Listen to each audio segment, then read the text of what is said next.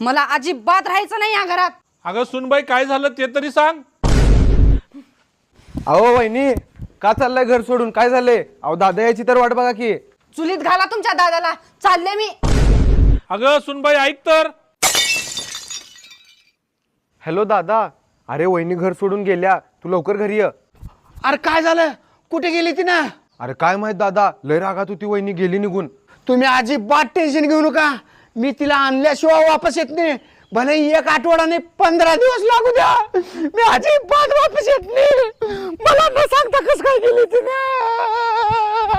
सुने कुठे गेलीस ग? मला सोडून थांब की. सुने या पावसानं आणि चिखलाने एक वैताग आला रे बाबा. गुडघे एवढा चिखल झाला. कुठं आहेस ग?